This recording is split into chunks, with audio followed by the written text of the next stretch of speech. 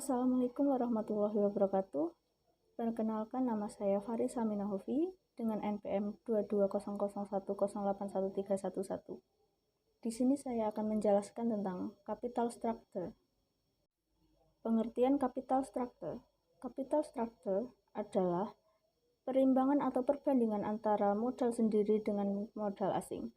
Dalam pengertian ini, modal sendiri adalah ditahan dan kepemilikan perusahaan, sedangkan modal asing berupa utang jangka pendek maupun utang jangka panjang.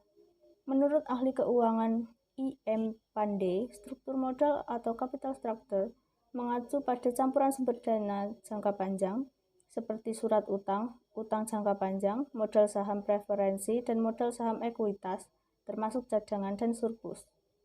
Ahli keuangan John J. Hampton menyatakan bahwa struktur modal adalah kombinasi dari efek utang dan ekuitas yang terdiri dari pembiayaan aset perusahaan.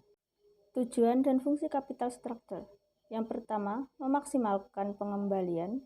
2. Mengurangi resiko finansial. 3. Meminimalkan biaya modal. 4. Mengoptimalkan pemanfaatan dana. 5. Membantu perencanaan pajak perusahaan. 6. Fleksibilitas. 7. Solvabilitas. Dan yang ke-8, meningkatkan nilai perusahaan. Teori capital struktur ada dua. Yang pertama yaitu tradisional. Teori ini menyatakan adanya struktur modal yang optimal.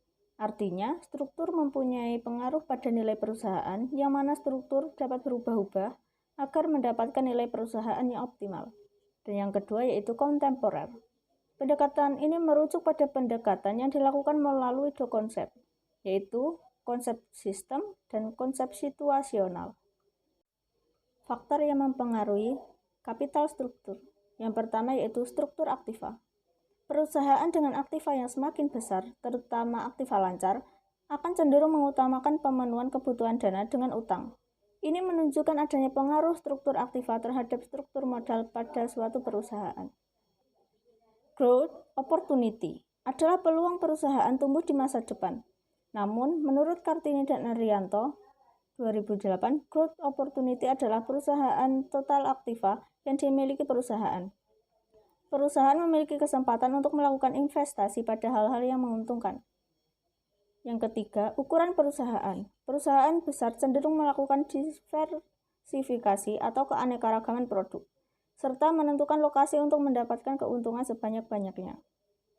Karena itu, perusahaan akan lebih siap menghadapi krisis karena ukurannya yang lebih besar. Sementara perusahaan kecil sulit untuk melakukan hal ini sehingga menyebabkan lebih rentan bangkrut. Dan yang keempat, profitabilitas. Perusahaan dengan profit yang tinggi umumnya memiliki dana internal lebih banyak. Artinya perusahaan memiliki utang lebih rendah karena dana internal yang cukup. Hal ini dapat mempengaruhi penataan modal. Dan yang terakhir, resiko bisnis. Faktor ini dapat menjadi salah satu alasan perusahaan mengalami kesulitan untuk pendanaan eksternal, yang akan memberikan pengaruh negatif kepada penggunaan aset atau dana perusahaan.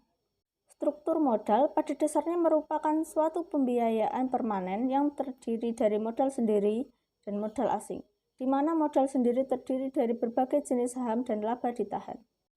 Struktur modal yang optimal adalah memberikan keseimbangan antara risiko dan pengembalian, sehingga harga saham bisa maksimum.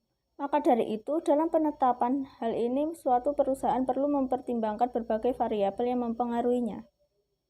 Sekian presentasi dari saya. Bila ada salahnya, saya mohon maaf. Wassalamualaikum warahmatullahi wabarakatuh.